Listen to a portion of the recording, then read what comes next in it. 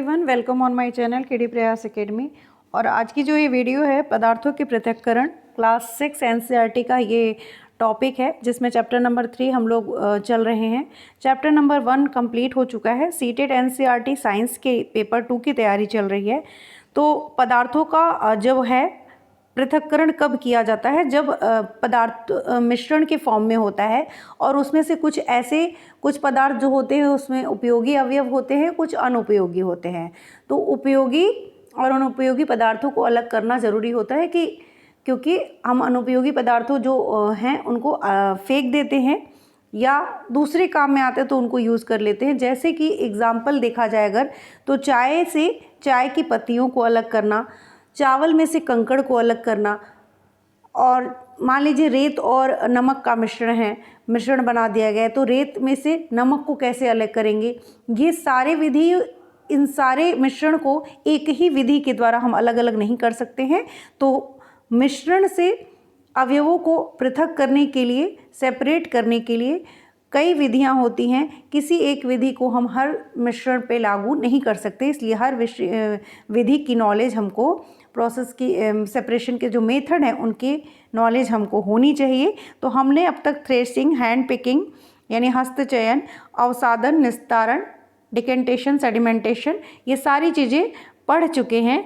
आज हम लोग वाष्पन की क्रिया पढ़ेंगे। तो वाष्पन से किस तरीके के मिश्रण को अलग किया जाता है उसको देखेंगे, और इसके क्या एग्जाम्पल एनसीईआरटी में दिए गए हैं, क्योंकि एनसीईआरटी के एग्जाम्पल ही आपको उठा के सीटेट के पेपर में क्वेश्चन बना के दे दिए जाते हैं। तो इस बात के लिए हमको एनसीईआरटी पढ़ना बहुत ज़रूरी है। तो वाष्पन को समझने के लिए देखिए, जब जल होता है उसको जब हम गर्म करते हैं तो वो किस में परिवर्तित हो जाता है? भाप में परिवर्तित हो जाता है, यानी वाष्प में परिवर्तित हो जाता है। तो जल के गर्म करने पर वाष्प में बदलने की जो प्रक्रिया होती है उसको क्या कहते हैं? वाष्पन कहते हैं।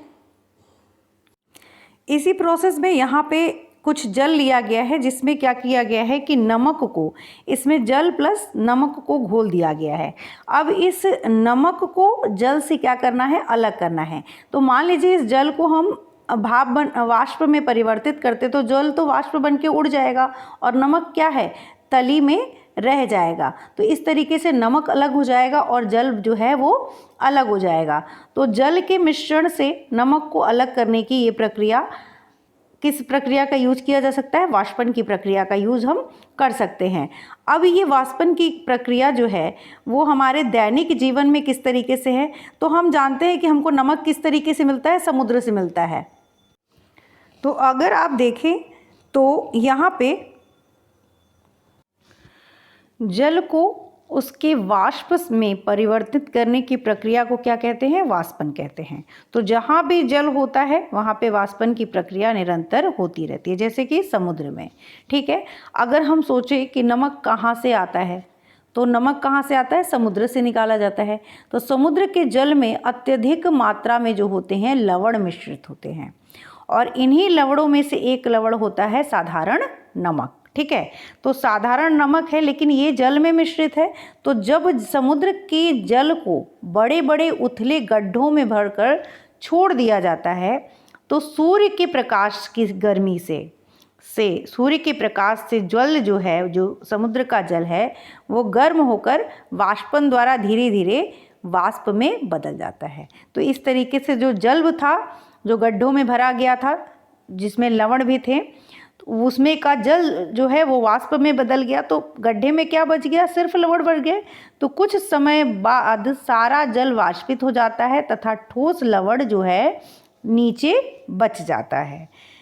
तत्पश्चात इन्हीं लवणों के मिश्रण को, क्योंकि लवणों का तो मिश्रण है ना, जिसमें एक साधारण नमक है, मिश्रण करके साधारण नमक प्राप्त किया जाता है। ठीक है। तो ये हमने देख लिया कि नमक कैसे मिलता है। तो नमक कैसे मिलता है?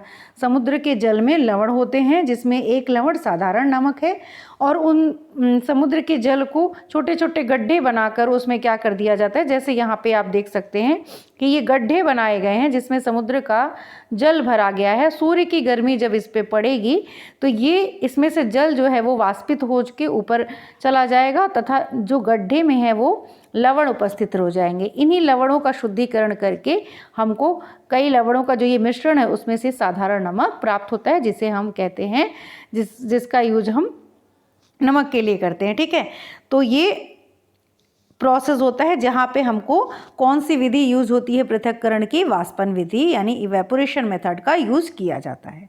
लेकिन कई ऐसे चीज़ें हैं जिसमें कई ऐसे मिश्रण होते हैं जिसमें अब तक हमने जितनी पृथक्करण की विधियां पढ़ी हैं, सेपरेशन के मेथड्स पढ़े हैं, उनमें से सिर्फ एक विधि का नहीं, उनमें से कई मेथड का यूज करके तब पदार्थ को अवयवों को, मिश्रण के अवयव जो होते हैं उनको पृथक किया जाता है। हमने पदार्थों को यहाँ से देखेंगे, हमने पदार्थों को पृथक करने की कुछ विधियों के बारे में अध्ययन किया। प्रायः किसी मिश्रण में उपस्थित विभिन्न अवयवों को पृथक करने में केवल एक विधि का उपयोग पर्याप्त नहीं होता है। जैसा कि मैंने कहा था कि कुछ पदार्थ ऐसे होते हैं जिसमें सिर्फ एक मेथड का यूज़ करके आप उनको अलग नहीं, मिश्रण के हर अवयव को पृथक नहीं कर सकते। तो ऐसी स्थिति में हमको एक से अधिक विधियों का उपयोग करने की आवश्यकता होती है। इसलिए हमको हर मेथड का नॉलेज होना चाहिए और ये भी पता होना चाहिए कि किस तरह के मिश्रण को किस विधि से सेपरेट किया जाता है। ठीक है, जल्दी ही आपके लिए बोर्ड की व्यवस्था हो जाएगी, तो प्लीज़ एक लाइक ज़रूर करिएगा। आप लोगों को अगर वीडियो पसंद आ रही हो तो अपने फ्रेंड्स को भी शेयर करिएगा। जो इम्पॉर्टेंट इन्फॉर्मेशन होती है वो हम आपके साथ ज़रूर शेयर करते रहेंगे, कोई भी इन्फॉर्मेशन आपको मिस नहीं होगी। यहाँ पे इस समय सीटेट का करेक्शन चल रहा है, तो आपने जो सीटेट का फॉर्म भरा है, आप अपने फॉर्म को ज़रूर चेक कर लीजिएगा कि कहीं कोई मिस्टेक तो नहीं है। ये 8 तारीख से 12 तारीख तक ही होगा, उसके बाद आप किसी भी तरीके का उसमें चेंजेस नहीं कर पाएंगे। तो आपके नेम के स्पेलिंग में कोई मिस्टेक हो, फादर्स नेम में, मदर्स नेम में, क्वालिफिकेशन में, तो अभी आप करेक्ट कर सकते हैं। ठीक है, यहाँ देखेंगे रेत और नमक का मिश्रण है। तो अब हम जानते हैं कि जो नमक के मिश्रण को तो भाई जल से हम लोगों ने अलग कर लिया था, लेकिन अब रेत का और नमक का मिश्रण है, तो इसे कैसे अलग करेंगे। तो इसको हम लोग एक बार एक रफली रीडिंग करेंगे, जिससे हमें अगर इससे क्वेश्चंस बनते हैं तो हम आराम से कर सकें। इसे आप कैसे पृथक करेंगे, हमने पहले भी देखा है, हस्तचयन विधि, इसकी पृथक्करण व्यवहारिक नहीं। अब क्या नमक को और रेत को चुनेंगे? नहीं। तो क्या करेंगे, इस मिश्रण को बीकर में रखिए तथा इसमें कुछ जल मिलाइए। इसके बाद बीकर को कुछ समय के लिए एक और रख दीजिए। क्या आप देखते हैं कि रेत बीकर की तली में बैठ रहा है। तो अगर इसमें पानी डाल दिए तो नमक तो जो था वो जल के साथ क्या हो गया, घुल गया और सिर्फ बच गया भारी है। रेत जो है वो भारी होता है, तो वो रेत क्या तली में क्या हो जाएगा, बैठ जाएगा। तो इसमें हम लोग निस्तारण या निस्यंदन द्वारा पृथक कर सकते हैं। निस्यंदन क्या होता है, अभी हम लोगों ने पढ़ा था कि जब रेत नीचे बैठ गया तो ये जो जल है इसको हम किसी दूसरे बर्तन में सेपरेट कर लेंगे। तो ये नमक का मिश्रण, जल सहित नमक का मिश्रण हो गया।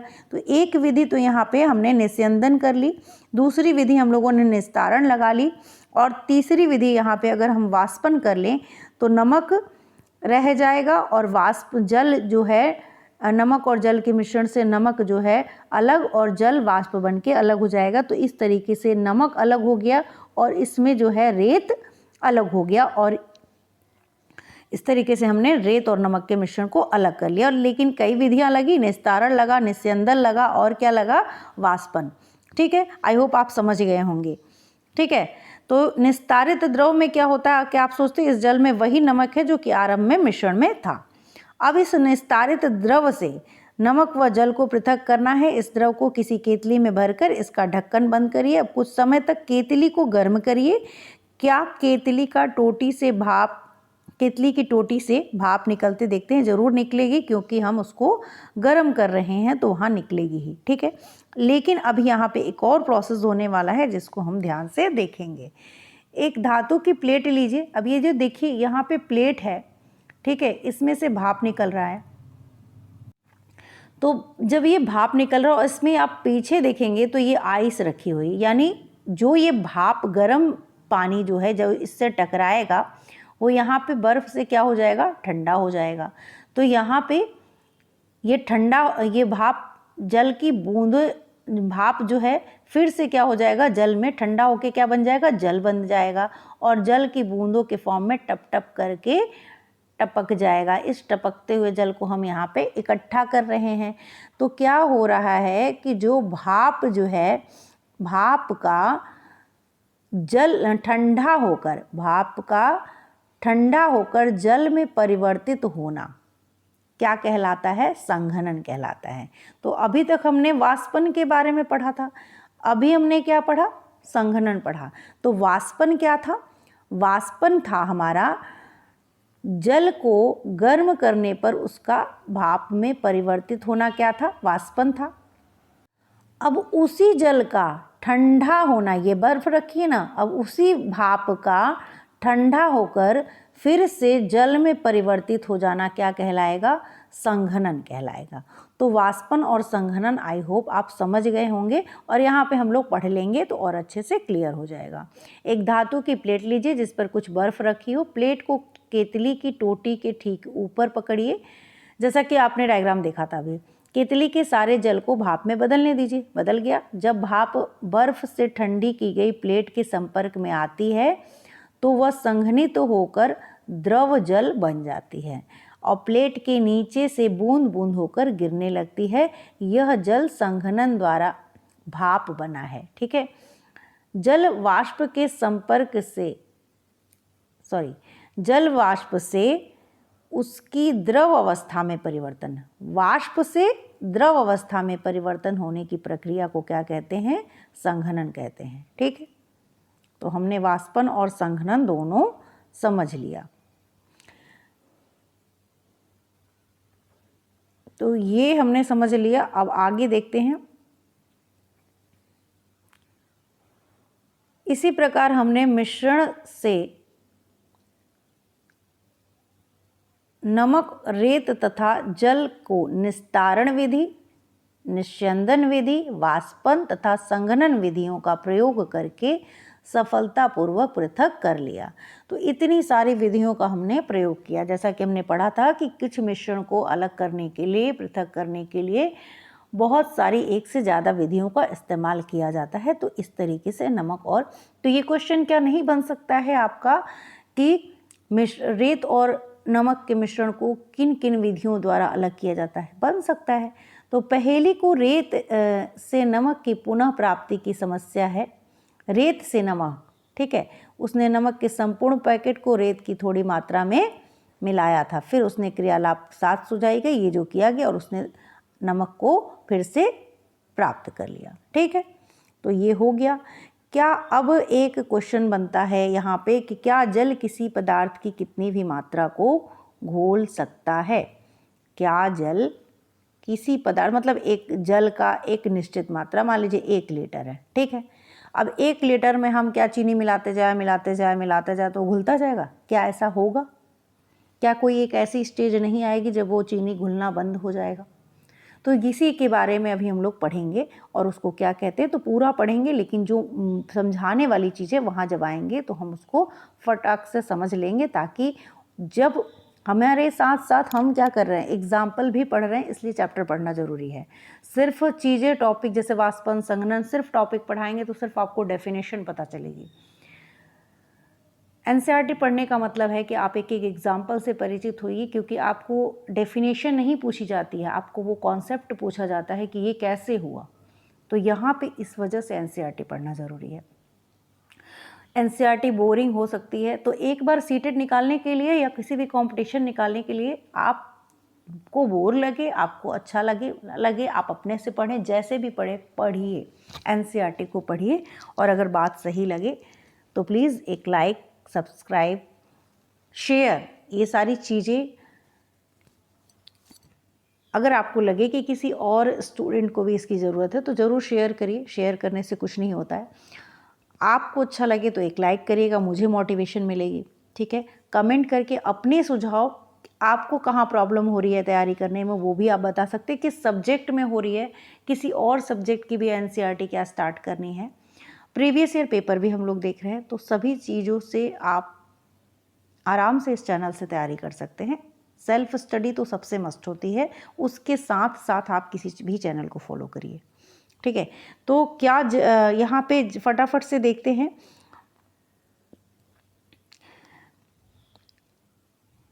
हमने पाया कि कई पदार्थ जल में घुलकर विलयन बनाते हैं। विलयन सबको पता है। तब हम उन पदार्थों का जल में विलेय कहते हैं। जब घुल जाता है, जैसे पानी में चीनी को घुलना, चीनी घुल गया तो वो विलयन हो गया। यदि हम जल की मात्रा निश्चित रखकर, जैसे मैंने कहा था कि 1 ही लीटर रखें, उस पदार्थ की और जो चीनी है उसको निरंतर उसकी मात्रा बढ़ाते जाए तो क्या होगा, ये देखना है हमको और ये पता करना है। इस कार्य के लिए आपको एक बीकर अथवा गिलास, 1 चम्मच नमक तथा जल की आवश्यकता होगी, या नमक का विलयन बनाया जा रहा है। आधा कप जल बीकर में ले लिया, 1 चम्मच नमक डालकर मिलाइए जब तक ये घुल ना जाए। अब फिर 1 चम्मच और डालिए, इसी तरह मिलाइए, 1-1 चम्मच करके मिलाते जाइए और उसको मिलाते जाइए। देखिए कब तक घुल रहा है। कुछ चम्मच भर नमक मिलाने के बाद क्या आप पाते हैं कि कुछ अविलेयी नमक बच जाता है। मतलब कुछ देर बाद बहुत सारा नमक मिलाने के बाद आप देखेंगे कि अब थोड़ा नमक जो है वो घुलना बंद हो गया और कुछ कुछ नमक रह जा रहा है। तो ऐसा क्यों हो रहा है? और बीकर की तली में बैठ जाता है। यदि हाँ, तो इसका अर्थ हुआ कि अब इस जल में अधिक नमक नहीं घुल सकता। तो अब ये नमक जो है, नमक जितना हो रहा है उसके हिसाब से जो जल की मात्रा है वो कम है और अब इसमें और नमक नहीं घुल सकता है। तब यह विलयन, जब इसमें विलेय पदार्थ घुलना बंद कर देता है, तब यह विलयन क्या कहलाता है? संतृप्त विलयन कहलाता है। मतलब इसमें और नमक नहीं घुल सकता या कोई भी विलेय पदार्थ, तब इसको क्या कहेंगे? संतृप्त विलयन, ठीक है। मतलब जितना विलेय था, विलायक था, उसमें विलेय की मात्रा जो है वो संतृप्त हो गई है। तो अधिक मात्रा में मिले हुए नमक की पुनः प्राप्ति का प्रयास किया था। अत्यधिक नमक की मात्रा संतृप्त विलयन बनाने के लिए आवश्यक मात्रा से बहुत अधिक थी। यहाँ पे कुछ छूट गया है, नीचे देखते हैं कुछ और भी है। तो यह संकेत बताता है कि उस समय संभवतः क्या गलत हुआ जब पहेली ने रेत में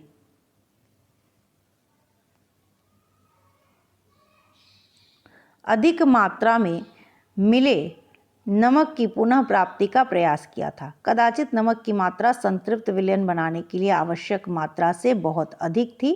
अविलेय नमक रेत के साथ मिला रह गया, जिसे पुनः प्राप्त नहीं किया जा सका। वह अधिक मात्रा में जल का उपयोग करके अपनी समस्या हल कर सकती थी, ठीक है। कल्पना कीजिए कि उसके पास मिश्रण में सारे नमक को घोलने के लिए पर्याप्त मात्रा में जल नहीं है। क्या किसी अन्य उपाय द्वारा जल की उसी मात्रा में संतृप्त विलयन बनने से पहले से अधिक नमक घोला जा सकता है? हाँ, घोला जा सकता है। अब कैसे, ये देखिएगा। बीकर में कुछ जल लीजिए और उसमें तब तक नमक मिलाइए जब तक इसमें और नमक न घुल सके। इस प्रकार हमें नमक का जल में संतृप्त विलयन प्राप्त हो गया, मतलब अब घुलना बंद हो गया। अब इस संतृप्त विलयन में कम मात्रा में नमक मिलाइए और इसे गर्म कीजिए। तो गर्म करने पर क्या होगा? आप क्या पाते हैं? बीकर की तली वाले नमक का क्या हुआ? क्या अब यह घुल गया? यदि हाँ, तो इस विलयन का गर्म करने पर इसमें और अधिक नमक घोला जा सकता है। तो यही मेथड था। इस गर्म विलयन को ठंडा होने दीजिए। क्या बीकर की तली में नमक पुनः फिर से बैठ गया? हाँ, बैठ जाएगा। कि गर्म करने पर नमक की अधिक मात्रा घोली जा सकती है। क्या जल में विभिन्न विलेय पदार्थों की समान मात्रा घुलती है? आइए पता लगाएं। तो ये भी क्वेश्चन, ये सारे क्वेश्चंस बना के पूछे जाते हैं और ये चैप्टर फिनिश होने वाला है और यहीं तक है। तो संतृप्त विलयन क्या होता है अभी हम लोगों ने पढ़ लिया और ये सारी चीज़ें देख ली। तो ये चैप्टर पूरा फिनिश हो गया। अगर वीडियो अच्छी लगी हो तो चैनल को लाइक, सब्सक्राइब, शेयर ज़रूर करिएगा। नेक्स्ट चैप्टर में मिलेंगे जो कि इम्पॉर्टेंट होगा। ये चैप्टर बहुत इम्पॉर्टेंट था, तो अगर आपने इसके पहले के नहीं देखे हो तो उसको भी देख लीजिएगा, ठीक है। प्रीवियस ईयर पेपर भी हम लोग देख रहे हैं। तो आज से 2023 का पेपर 2 और पेपर 1 तो 2024 का ही अभी चलेगा, क्योंकि उसका अभी मैंने सिर्फ CDP के कुछ क्वेश्चंस कराए हैं। तो सिर्फ स्टार्ट की हैं पेपर 1 का प्रीवियस ईयर, लेकिन पेपर 2 का 2024 की सारी चीज़ें हो चुकी है, तो उसको आप देख सकते हैं। ठीक है, आज के लिए इतना ही, मिलते हैं नेक्स्ट वीडियो में। Thank you.